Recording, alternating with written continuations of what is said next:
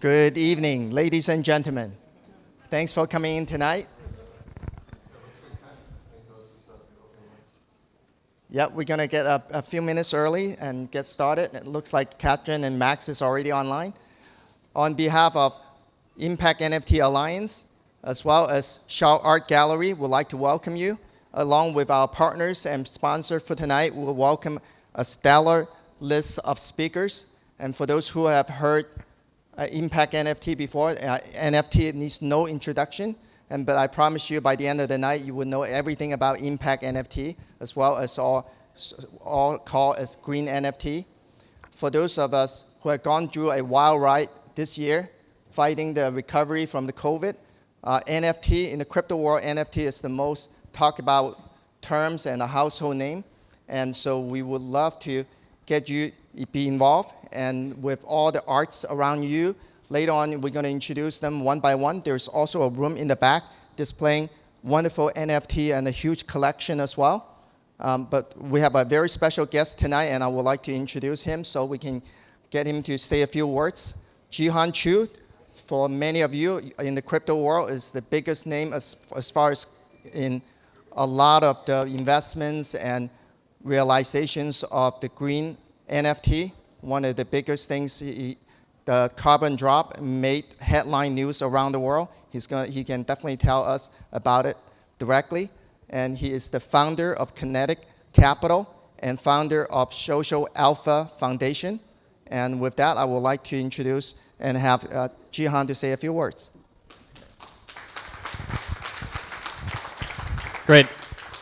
Thank you so much, Joe. Thank you, Max, ImpactNFT, and all the great partners and speakers today. Very happy to be here, and thanks everybody for taking time to spend a few minutes listening and talking and discussing NFTs. Just out of curiosity, how many of you have, obviously you've all heard of NFTs? Yeah, you've heard of NFTs? Great. How many of you own an NFT? Not bad, like maybe 4 or 5. That's great. Great. Hopefully we'll change that by the end of the night. Yeah, my name is Johan. I'm the founder of Kinetic and Social Alpha.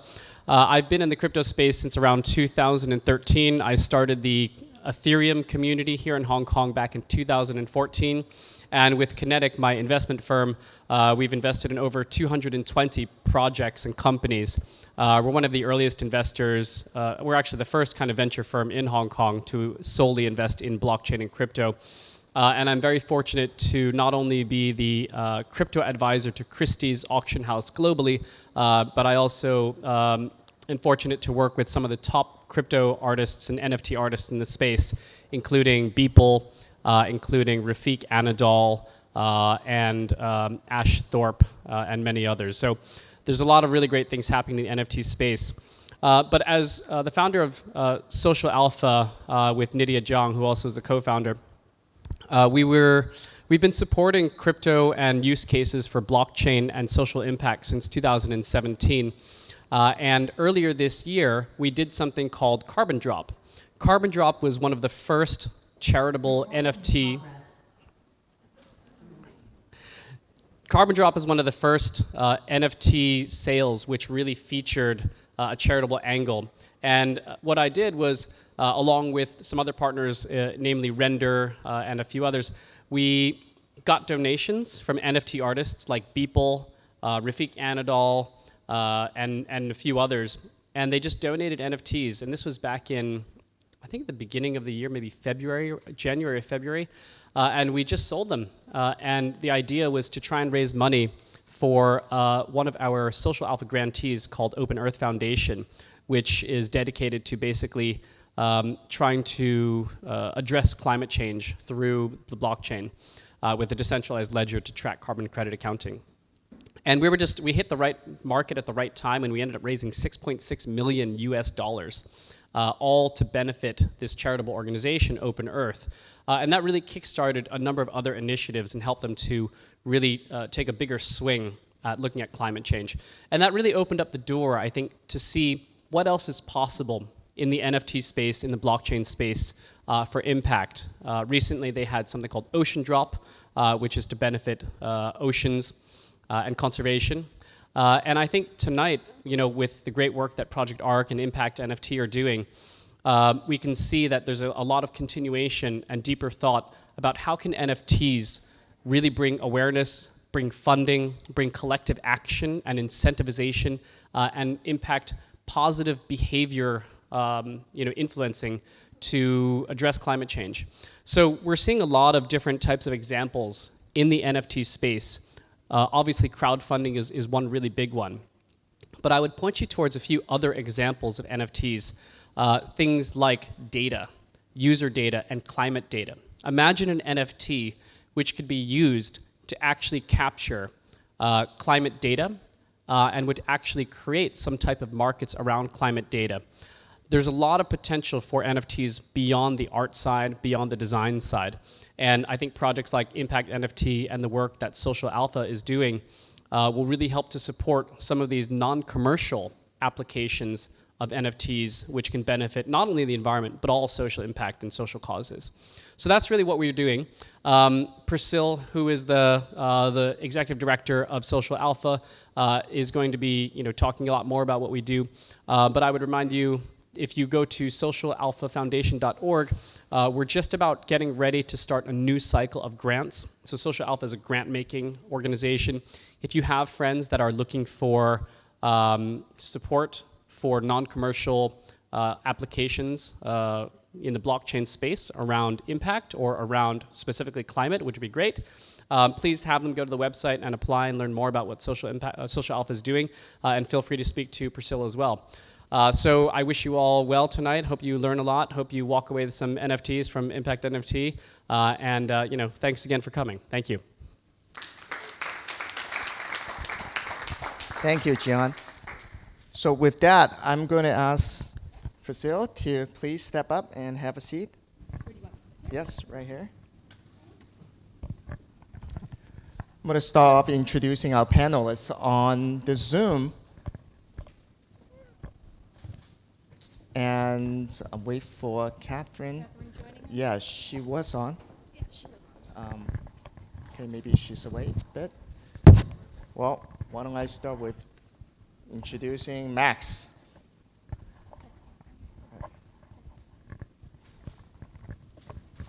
What? Max Song is dialing in all the way from Beijing, and Katherine in a minute, she's dialing in somewhere from North America. Okay? And Katherine's from Switzerland. Switzerland. Yes. She's dialing in from Switzerland. Yes. Okay, in Switzerland. Okay, so we have truly a global footprint, and with a crowd here in Hong Kong, we cover most of the world in here. So Max is the founder of Carbon Base, and a climate tech company that with a mission to use the blockchain technology to measure, reduce for a lot of the corporations and for NGOs to work together to reduce emission in the world.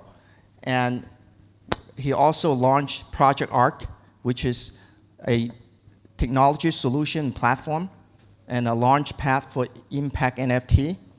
And along the way, we also launched ImpactNFT Alliance. And he's also the co-founder of Sustainable Bitcoin Standard, which we'll talk about. And he is on the list of 2021 Tatler's T list, and also 30 under 30 from Forbes. So with that, that's Max. And we also have Katherine coming back on. And Katherine definitely is also a very experienced technologist, financier, and also a policy analyst. And also she has the role as the senior fellow or the fellow of Social Alpha Foundation, the first one. Our inaugural, yes. Inaugural. And she a former Canadian diplomat. She serves many leadership roles in various organizations and action group, all the way from EU to US. With that, welcome Katherine and Max. And of course, to my left here, we have Precille, Cernosia, and Executive Director, as Johan mentions, for the Social Alpha Foundation. So welcome to the panelists. And tonight we're going to go through a few rounds of questions. If you save your Q&As at the end, we will have a really good Q&A session, and we hope to have hear from you and all the questions you may have about Impact NFT. But more importantly, we're going to get an update in with a bigger picture of what the climate change, the latest from COP26, where Katherine has been working and all that. So with that, I would like to start with first round of questions with Precille here. So Johan mentioned how he got the donation and everything from the carbon drop that make the biggest name. So can you let the audience be the one that first to know? Will you do it again in the coming April 22nd, the Earth Day? I'm not sure. I can't confirm or deny. That will be a question that we'll have with our advisory board and Katherine. But I think one thing we are really looking to do and we're really focused on is our new grant cycle for the upcoming year, hopefully in the first quarter. And that's what really we're focused on, and providing the grants. And as we continue to prove out a lot of our grantees' business models and their successes, that will naturally flow into helping build our platform, whether it's through NFT auctions or otherwise. You talked about the grantees. What's the first round and what were some of the success cases? Can you share one or two? Yes, well, I would say, just to back up a little bit, what we've been doing over the past, since I joined in April, is really relaunching Social Alpha Foundation. The founders, Johan and Nydia, did such a great job in their inaugural couple of years in providing grants to organizations like Open Earth Foundation, like UNEP, New America, and some others to really talk about and build the case for impact investing in the blockchain space. In kind of this next round, and one of the main reasons why we asked Katherine to join us is she's such a well-connected climate diplomat, is to really bridge the gap between all these amazing small non-commercial blockchain projects that are connected to climate and the other UN SDGs, but also to our people like Johan and other crypto and technologists that don't have access or might not know about these types of projects. And that's what we're really trying to do. And so what we've done is we're continuing to develop and filter through a very, that's turning out to be a pretty long list of projects. And we also encourage any of you who are interested or know of anybody that are interested or have projects in mind that are in this space to let me know. But that's kind of where we are at the moment, which is exciting. Well, Katherine's name came up a couple of times, so I'm going to direct the next questions to Katherine. So when you first got the carbon drop money, were you surprised that amount, or how has that funding changed or actually accelerate your mission? Thank you so much. I think the funding is just one of the amazing outcomes. I think overall what we saw was sort of a culmination of new type of collaboration, which I think speaks volumes to the level of commitment of artists, of those working in crypto and digital for impact and tech for impact, and then for Open Earth Foundation. And we had received a small grant from Social Alpha previously for some of our underpinning work. And what this did was take our fledgling organization, which is a not-for-profit, and put it on a solid foundation to continue our work, but also build out that incredible community of other impact, tech for impact organizations, the Social Alpha Foundation, incredible network, as well as open it to a world of artists and creatives and new ways of working together. But the funding itself is going to an endowment for Open Earth. And from that endowment, we're able to build out our core technologies and programs. And these are really essential to achieving the Paris Agreement, if I might say so, because that coming out of COP, what we realize that there are certain gaps that happen in politics and policies, and even within the countries and parties working out there that need to be bridged. And what Open Earth Foundation is doing is actually building that bridge so that parties around the world, countries, subnational entities can actually participate in disclosing their carbon and emissions work for what is upcoming in just 2 years' time, a global carbon stock take. So I'll leave it at that for now. We can talk about any of those other elements. Fantastic. How exciting. So with that, I'm going to go to Max, and then before I come back to Katherine. So Max, tell us what you're going to do with Project ARC and also the Impact NFT Alliance in the bigger sense of what we mentioned and talked about in the funding, as well as the impact, creating impact for the world. Yeah, thank you so much, Joe, and thanks to Katherine for sharing very eloquently about her experiences as well. You know, I think what we're living through is this kind of interesting dual wave. On one hand, there is this amazing adoption of crypto as a way to storytell, as a way to participate in community, as a way to sort of relate to people on the internet across, you know, geographic boundaries in a very seamless and open fashion. And on the other hand, we're living through a climate crisis. We're living through some of the fastest destruction of the natural world we inhabit in modern human history. And so in some ways, what we've come to try to do with ARC is actually out of a conversation we had with some people at the WWF, where they actually were one of the groups originally responsible for creating the gold standard, one of these sort of standards actually that helps make carbon credits and authenticate them. They said, actually, we now have success in creating a financial instrument called a carbon credit, which then changes the way that people behave around the emission of carbon credit, carbon dioxide. Can we actually do the same thing for wildlife? And that eventually merged into this effort to create art and NFTs that would actually storytell around the conservation of animal species. We sort of took inspiration from Noah's Ark, so we named it Project ARC. Along the way, we realized actually that this entire movement is actually a slightly bigger umbrella of actually using NFTs to do impact. And we've been very lucky to work with amazing groups like Social Health Foundation and others to try to build an alliance around defining what the impact NFT could represent. Right. And there's many people out there, incredibly talented artists who are, you know, doing really well and actually creating NFTs that then, you know, receive strong showing on the primary and secondary markets, but they also add an extra dimension of social component to their story. Right. So whether it's, you know, preserving marine conservation or, you know, protecting tree coverage, or even actually redirecting funds to those people left in Afghanistan after the recent change of power. And so we think that there's this incredible space to actually combine the world of crypto, NFTs, and instant community building with actually strong social causes that we want to support and stand behind.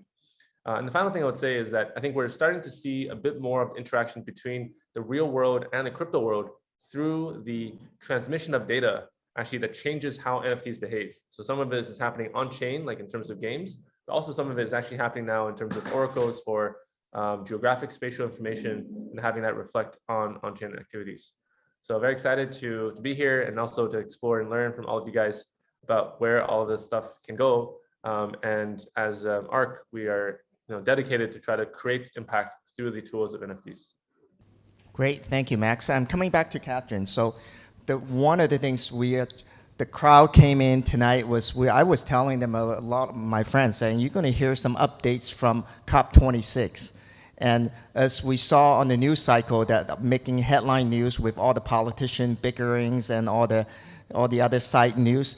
But the minute the politician left and a lot of the media just flew on their private jets or the charter planes with them and took away the attention. But you stayed behind and actually got to work. So tell us what exactly that's the update at the end. The worker bees, and they were busy in creating and updating the course. So what exactly it is, and what is the relevancy to the crypto world or the sustainability world? That's a big ask, but I'm sure you already all in your head. A lot to unpack there, especially, you know, wearing my my ancient hat of climate diplomat and having been there from the very start when Kyoto had just been negotiated in my own country. I'm Swiss Canadian, having Canada pull out of the Kyoto after the US and Australia back in the early 2000s. And I try to put things in perspective in terms of the longer history of where we've come since 1992, when the SDGs and the climate framework were first sort of created. They've been through so many iterations in and around politicking. And it was this frustration around the gaps that we're building out and the way that we're managing in politics that threw me out of basically made me exit diplomacy and focus on innovation. And what is really important, there are two core elements, is the actors at COP26 have changed. You still have the core parties, almost 200 countries that are signatory parties to the Paris Agreement. They're trying to strengthen their ambitions under the three pillars of collective climate action, reducing greenhouse gases, mobilizing climate finance, and adaptation to climate impacts. And how do we keep that 1.5 degree climate target alive? That's the underpinning goal. But what the other element is that those signatory parties are the actors that are actually in the blue zone at COP. And it has changed dramatically. We have key corporates. Our pavilion was with the UNFCCC, CCC, with Bloomberg, with Facebook, and with the Kew Gardens. So this was a really unique perspective to see how so many parties are coming together, yes, flying in and whatnot, hopefully compensating their carbon, but the core and the spirit of it has changed. We also have youth delegates, and art and technology and culture were the third real, not surprise for those of us that are working in this area, but to see that level of collaboration happening at COP was really quite unique. So in my perspective, I feel we have come a long way.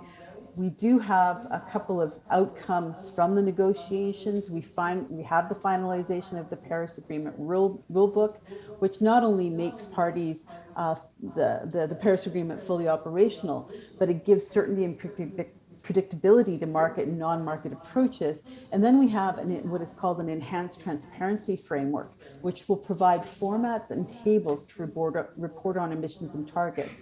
Now, what this means for those of us working in the digital tech space and NFT space is that we are ready and set to provide the website, the internet, to all these disparate websites, if you will. That's the analogy we use, that everyone's been building out their little websites, their own ways and approaches. And what we can do with technology and NFT is actually connect all of those incidental and segregated solution spaces together. And that's what the Open Earth Foundation Climate Platform is going to do. That's what the CAMDA Declaration, it's a sort of a data tracking credible climate action. It's a platform that's building out that we're part of. And then we also had the launch of the UNFCCC Global Innovation Hub, which is using AI and technical capacities, IoT and blockchain, to actually do more than matchmaking of market solutions and problems, to actually look for solution gaps. And then on top of that, we had incredible over 30 events, all related to the role of technology and NFTs and even digital art for climate. So to me, it was the coming together of disparate parties in a fragmented solution space and saying, okay, now we can really make this happen. Great, thank you for the update. I'm going to turn to Max a bit, because Project Art, you actually work with Katherine right before the COP. There's the COP26, right? So tell us, at the end of the day, the youth is the future, and they will be the next generation of the leaders and looking after the earth and also making effect of change and positive impacts on the climate. So Max, tell us about what you did with the COP26 and together with Katherine. Yeah, so we're very grateful for actually Katherine to give us a chance to share at COP on some of the work we've been doing. This year, we had a few small showings. We had some of our NFTs make it to the Google Arts and Cultures page on their sort of digital COP website. And then the week before, actually COP26, there's a smaller conference called COI, which stands for the Conference of the Youth. And it's actually really exciting. It's actually 500 delegates from under the age of, I think, 18 or so, who come around the world to participate in their version of COP, right? And the energy there is incredible. This year, we actually were one of the sustainability partners for COI. We helped calculate all of the carbon for all of the delegates on their way there, and actually provide offsetting solutions for that. And also, we created a delegate NFT, a special memorial COP26 NFT for all of the individual youth attendees. Something I will say is I think going to COP in 25, going to COP 25 in 2019 was really interesting because there was a sort of demographic of different people who were present, right? There were politicians who were negotiating what exactly was the sort of precise language. There were the academics who actually tell very precisely how much damage we have currently being inflicted on the environment and drawing the pathways. And then finally, there was a bunch of community organizing people, youth people, and then especially on the second and third day, like this huge, large crowd that came out of several different directions, but somewhat about 500,000 people, right? So COP itself is only 4,000, and there was like 100 times more people outside the pavilion. So I really felt that there was a sort of surge in the direct participation desire of people. And so far, there hasn't been many ways that each people like you and myself can actually participate in sort of climate activities. But now with the crypto world, I think we have a real chance, right? Like we saw Constitution DAO raise $40-something million in 5 days, around 17,000 people. The average donation was about $200, right? That is a sort of a landmark moment in the ability for people to self-organize around commonly and well-defined goals. And so I really hope that we can take some of that capacity and then channel it to the kind of very specific climate issues, either in the drops that are coming up with SAF or in the future. And the last thing I'll say is I really believe that the young people are going to be the ones who really drive COP to milestones, because the old people have been there for too long. They're a bit accustomed to the slowness that is the bureaucratic process. Well, let me remind you, Max is the one 30 under 30 list, so he's calling old people. So I think, no offense, but coming back to Precille, actually the climate's been, some of the people investing in the climate world is saying the next unicorn is going to come from climate change space. And what are you looking at, or for the grantees you're filtering? Have you seen any projects that specifically address the climate change? Oh, yes, for sure. We've gotten, and this is where Katherine comes in and her extensive network of organizations and projects. I think, though, what we were most recently working on and tagging on what Max and Katherine were talking about at COP was our Digital Art for Climate initiative. Then we really helped to support our youth and digital art efforts, creating a marketplace through one of the UN organizations. I'll say the acronym, Katherine, because I don't remember what it stands for. GLOCHA, Miroslav's organization, which is amazing because they were able to present at the pre-COP youth event in Milan, and then also were able to do a lot more in Glasgow, which was amazing. So I really can see, because it was so much youth engagement, not only around creating the digital art, but also other aspects of it, whether it was participating in helping to figure out how to create the marketplace. We had we didn't call it a hackathon, we called it something else, but to help how to create that marketplace. And so I really can see us continuing to work to engage these youth that have participated this year and look at how we can continue to engage with them going into future efforts, future projects, and things like that. I'll call out some of the projects that we have talked about, Katherine, and then Katherine, because these are all through her personal network. That's why she's our fellow. So I love Evercity, Katherine. One of the projects that we've been looking at, and it's really kind of a digital platform for impact measurement. Hive Online is another one, and I think one thing that we would really love to see are projects coming from Asia, and that's one thing that we are actively looking to source. So one thing that I'm trying to do, and with Katherine's support and Johan and Nidhi, of course, is seek out projects here in Asia and through Max and you, Joe. Fantastic. You mentioned the keyword Asia, and I want to turn back to Max. As one of your mission and objectives, you have always been talking about is building something that is Asia-based, for example, in climate, even carbon credit registry. And then, so I would like to turn to you, and can you tell us more about your vision and why Asia is so important when it comes to the climate change and carbon credit markets? And then loop in also the sustainability Bitcoin standard with it too, please. Yeah, definitely. So I would also love to get Catherine's thoughts on this too, because she's an expert. She's been there, from the early days as well, and sort of seen the evolution. So one of the things that came up to me when I was looking at the way that carbon credits worked is actually the similarity of how carbon creation looks like Bitcoin mining. And it sounds super crazy, but let me give you like the following metaphor, right? Around the world today, there are hundreds of thousands of people that wake up every day looking for cheap electricity. And they're able to monetize their discovery of cheap electricity by proactively self-investing energy into the building of mining machines that once they contribute hashing power to the Bitcoin network, start producing economic income. They're able to do this across the world without really having to ask for permission, and they generate a huge amount of hash power. So I'll get to sort of Bitcoin sustainability questions in a second. But when I looked at this, I said, wow, actually, like we should be trying to do that for carbon. Like if we find a way to incentivize millions of people around the world and pay them to draw down CO2, then we can actually democratize these climate solutions as opposed to waiting for individual companies to take action. And frankly, most companies are not so ready to give away their prized revenue cake right now. And so the cornerstone of this idea rests on the idea of a carbon registry, which actually is the entity that bequeaths credits to activities that then supposedly are good for the environment, right? And the 4 registries today that make up 97% of the entire world's negative carbon emission certification process, one of them is in Switzerland called Gold Standard. The other 3 are in America, especially US.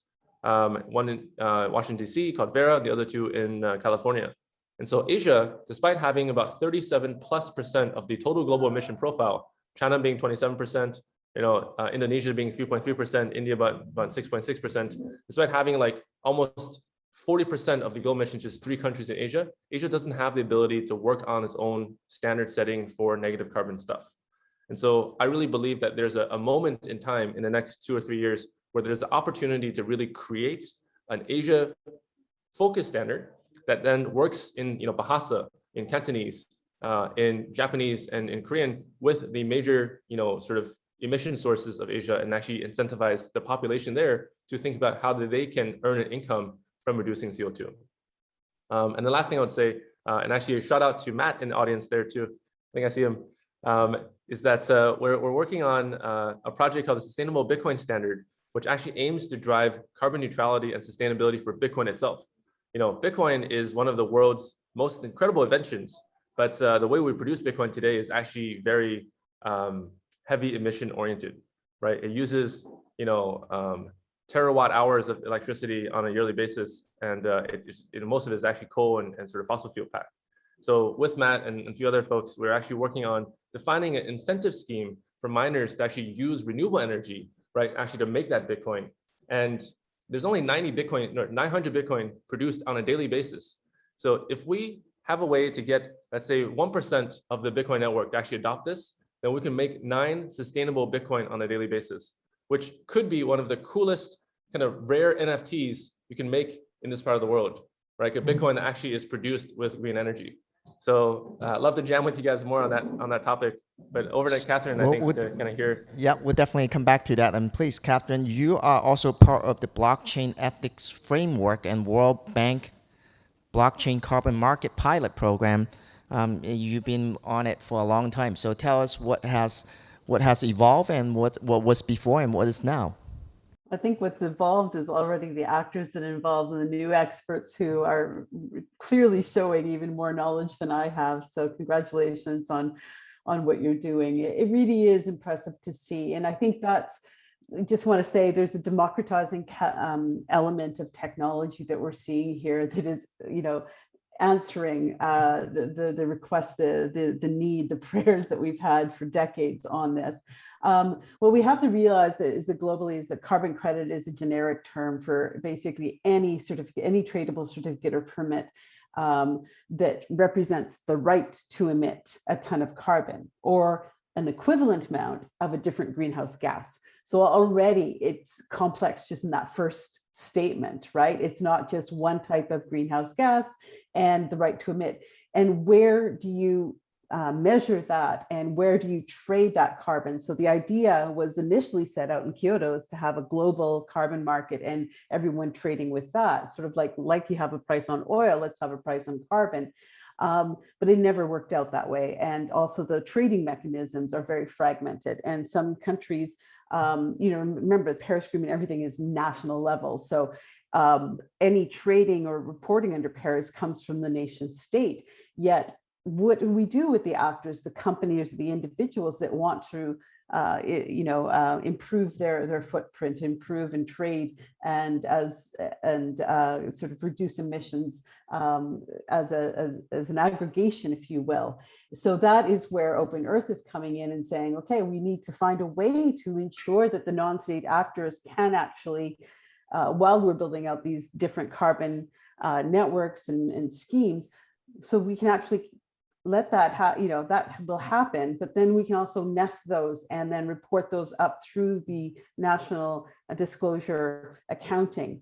And so what we need there is really a good understanding of the data frameworks, of the reporting frameworks, and the capacity to measure those accurately. And frankly, if the UN was to do a framework like that, it would take 3 years and cost over $1 billion.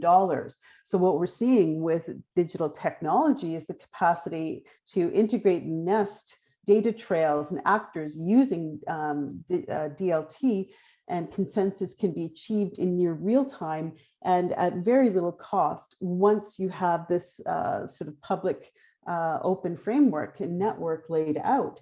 And what I have to say is these what we're seeing in the tech space also is this merging of the different actors. So prior to coming to Open Earth, for example, I was with the Green Digital Finance Alliance, which was set up by UNEP, United Nations Environment Program, and Ant Financial. And Ant Financial is well known for its Ant Forest app. And what wasn't really clear to people is, yes, you have this capacity to use gamification to grow a virtual tree and then have a tree planted for offsetting. But there was no financial mechanism in that, right? It was philanthropic funds. So in that 3 years since I've worked there, we've seen a maturation of the space and also of the actors like Project Art coming in and saying, actually, it's multifaceted. You can't just have offsetting or one app here, one app there. That is going to limit progress. But if we can find a way to include offsetting, we can include new resources and new energy sources to reduce the footprint of the IT sector in general, plus all the other carbon offsetting. And then also the gamification for individuals who want to add, if we can find a way to amalgamate that, to aggregate that, then we have real impact. And then to be able to report on that so that we can say to the world, okay, this is where we're actually, these are the targets and this is where we are on those. That is so absolutely essential in this space, because we need to be able to measure. We need real data. We need real capacity to see that and then to push the space further. Thank you, Katherine. I can just hear the passion. I can also see the commonality between you and Max, who is a data scientist, and you clearly show your love for data. And so I think that comes back to, I want to draw the conversation back to ImpactNFT. You mentioned about financial models and also incentive. I want to explore the topics, how we can link ImpactNFT to a financial or sustainable financial model that would be sustainable, and also from the corporates to the individual collectors, they will be the one that motivated and actually see the price appreciate and see the investment grow. Max or Katherine or Precille, do you want to weigh in on that? How do we turn ImpactNFT to see it, the financial model to appreciate? Max, do you want to start with that?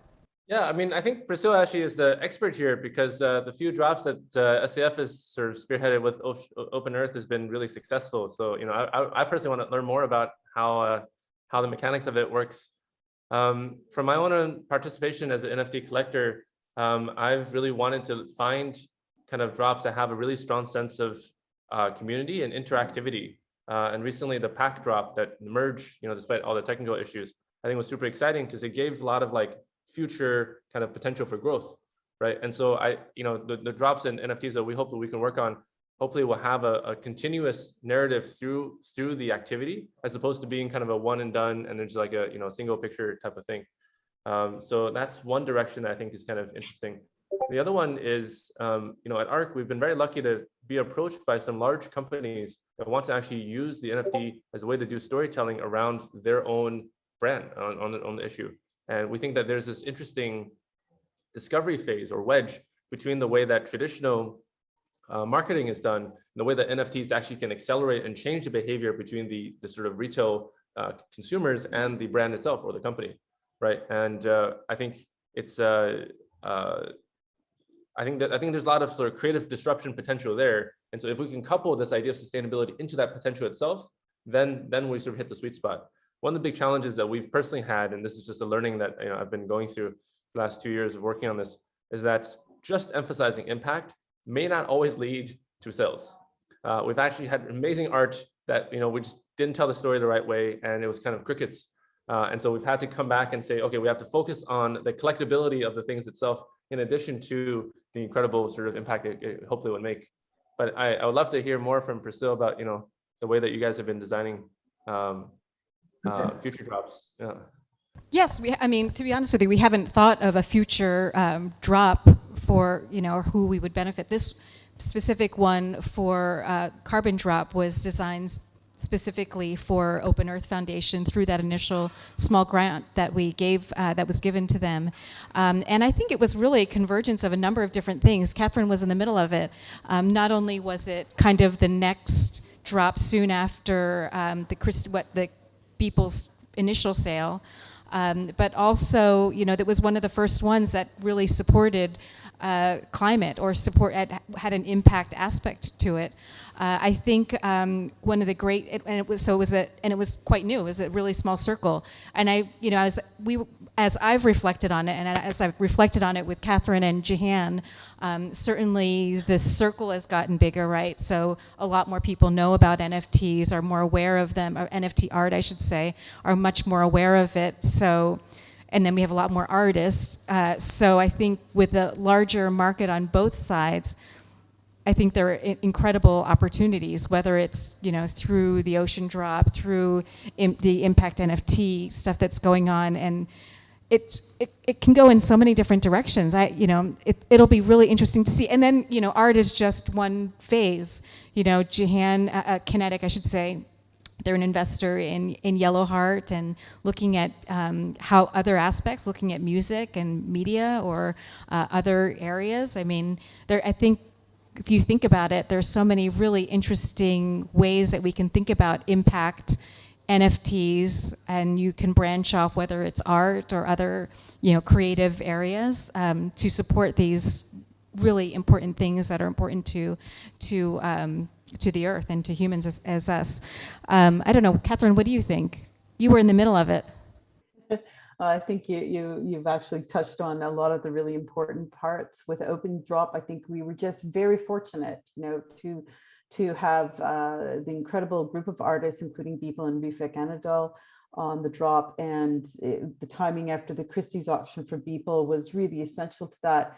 But I think also just that it was very ripe for the community to come together, and there were already platforms out there that were operating on a zero carbon footprint, using proof of stake, etc. And it raised a lot of controversy because we used proof of work gateway, Nifty Gateway, but we had 7 steps that we emerged. It was about communicating the approach and advocating for a change, which I think also touched the community. I think what NFTs are bringing to the table is sort of the next stage of blockchain for impact. If you remember, a couple of years ago, we had ICOs. Everyone was releasing an initial coin offering around the idea, their vision of an impact project, if you will. And that actually kind of lowered credibility in this space because there was such a high failure rate. but we've matured in the space, and those in the impact projects and politics have actually become more informed. So what we're seeing is emerging of communities who want to see change and harness and leverage new ways to make that change happen. So what NFTs are offering is that convening of communities, the embedding of impact, new experience, the making the intangible tangible, and what wildlife and SDGs and natural capital. What was so exciting at the very outset was the idea that we could say, the air, tree, an animal has a quality that can be leveraged in this way. And then it also has the capacity now for funding to be coming forward. So, and I think the youth culture and youth expertise is really important. And I want to stress that and come back to a point that I think the NFT space is also bringing those communities together. It really is youth culture and technology coming in and convening old school worlds, old politics, old corporates in a new way. So I think that's very exciting. Great, thank you. With that, I'm going to open up the floor for Q&A, and then we will have some closing statement from the speakers. But before that, I want to encourage you, for those who arrived early and or you got a chance, probably look in the back for those who just arrived.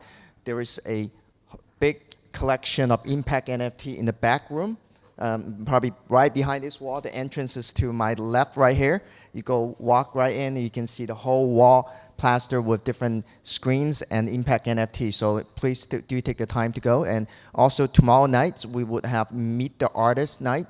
And some of the arts you see around here, especially the one directly to the back right here in front of us, that's Vivian Ho and some wonderful arts. And in like the last show where we feature a lot of international artists, this show we focus and meet the artists for the local artists. As we all know, before the artists go international, they are local first. So this is some of the local work. And among the panels, one of the panelists we have is a lady, a very, very courageous lady named Tiffany, and she had an accident. She's paralyzed from the neck down, and she is one of the NFT artists from locally in Hong Kong, and she paints with the paintbrush with her mouth, and she'll be here tomorrow night, and we'll be taking the stage in the back with the NFT backdrop with that. So I encourage you to come.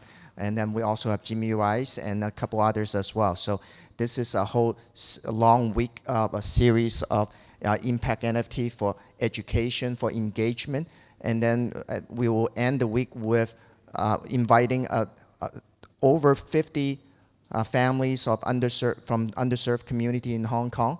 And we will teach them how to make arts, and the artists, including Vivian Ho, will be coming in and teach them to draw, and they will be making their very own NFT. Those families are the most likely the ones they don't even have computer at home, and if without our help or without the help of you and the sponsors, they would never get a chance to be able to match with the rich or other families in Hong Kong where they're competing for the school portfolio and everything, say, hey, my son and daughter is actually a published NFT. And the kicker at the end is every one of the students the NFT will be listed on OpenSea as well as Element Black's platform.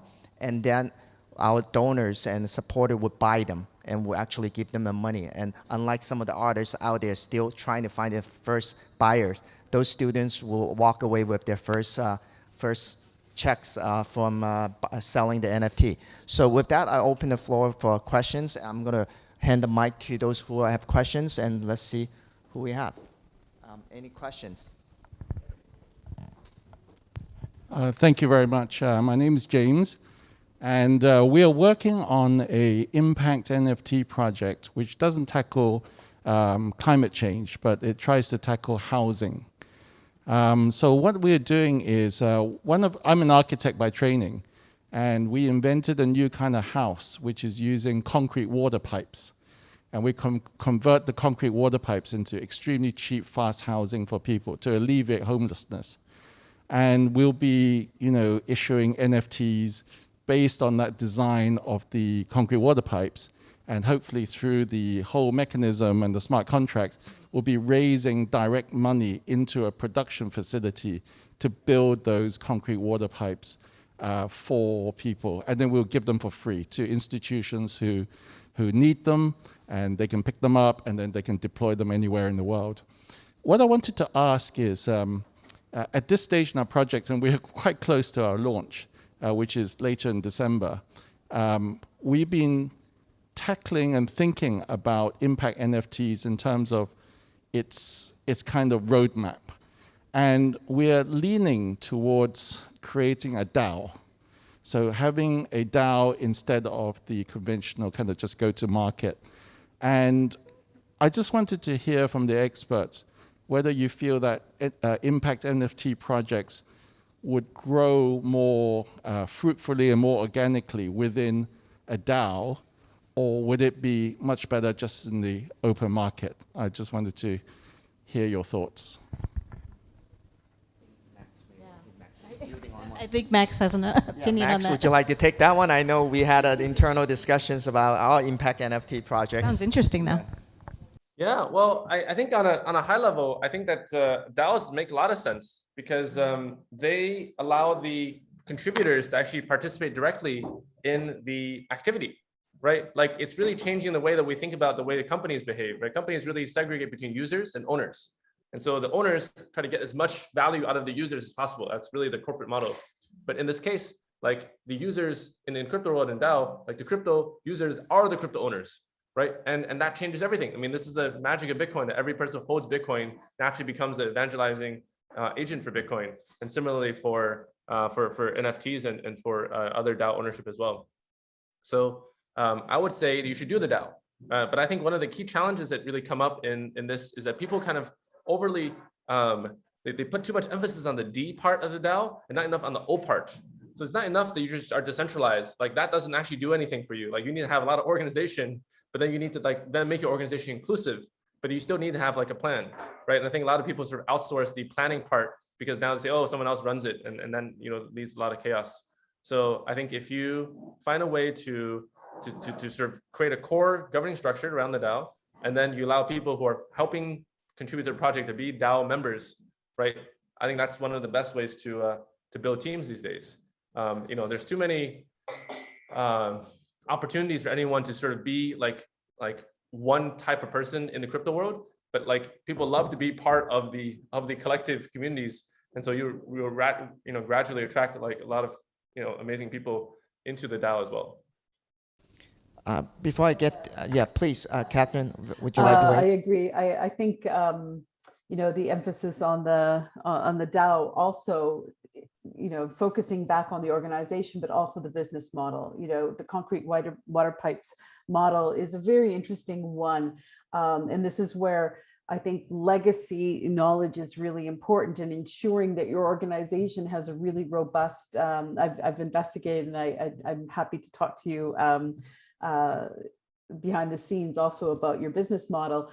When I was with the EU's Climate Kick, we had a Building Technologies Accelerator, and before we funded any innovation, it had to go through a litmus test of not only sustainability goals, but the policy goals. Like there's all sorts of barriers for any new innovation that is entering. And I know you've gotten to a good success rate, but the organization making sure that your team members and your board understand, wholeheartedly the legacy problems and barriers and gaps to the housing crisis, to the business model, that is still such an essential part before we can think about the technical, the DAO architecture that goes on top of that. So I think that is what happened with the ICOs, and I want to make sure part of our goal, I think, with the Social Alpha Foundation will be to ensure that going forward, that the projects can show their credibility, show their understanding of the problem statement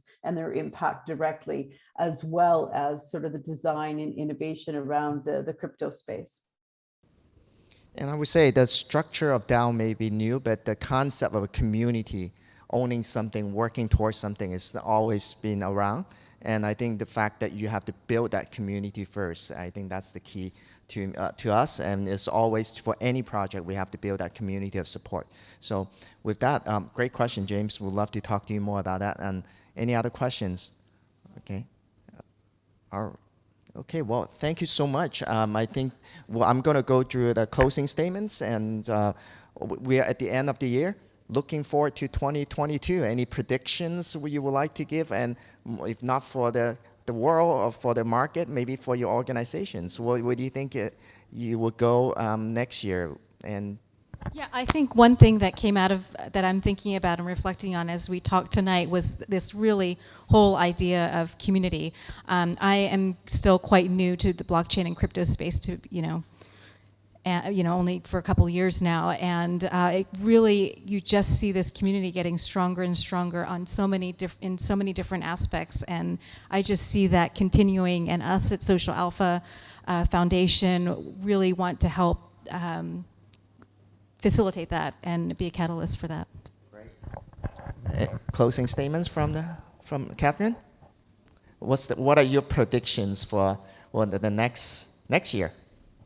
The biggest trends? So hopefully my predictions and trends go with my aspirations and what I hope to do with Social Alpha Foundation directly. I want to work so much more closely with them, because I think their business model right now is focusing on what I think will happen and needs to happen this year in particular, is that what we have is, focus on outputs, on open tech, on funding model integration, on cross-stakeholder co-creation and capacity building. We have a new culture of innovation emerging out of this, and I want to leverage and harness that. And I just wanted to also do a nod about the youth involvement, because this is something I fought for 30 years ago. I'm old now, but the early part of my career was basically bringing in youth as experts, not just as voices, not just as victims of conflict and issues, but as experts in their own right. And we see that happening now, but it is really important to have that intergenerational, cross-sectoral dialogue so that we can scale up and integrate impact with this new leveraging technology. And Max? Well, I just want to say that it's precisely because there's leaders like Katherine that the youth have a chance to share, right? Like one of the key challenges has been that it's not easy to find a chance to speak, right? And what we saw with the UN, really giving Greta a platform, I think is really inspiring to a generation of young people, that they actually have a chance to have something meaningful to say. On my personal side, I think the last 2.5 years of the crypto sort of evolution has really been one of massive wealth accumulation for a lot of people.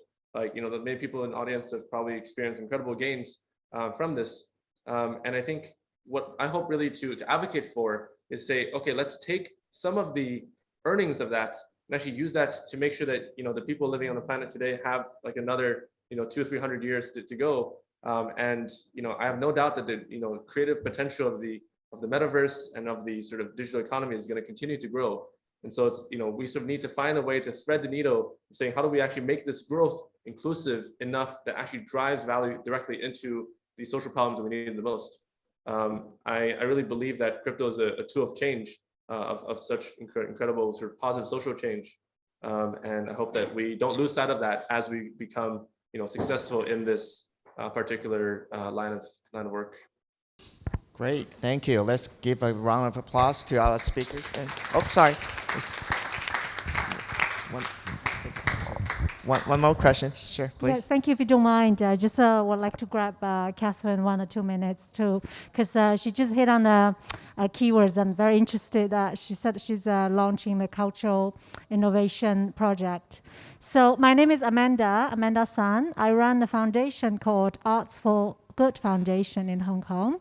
So basically what we're doing is using arts and culture as a soft power to foster social inclusion among younger generations, starting from 9 years old to all the way to 22 years old.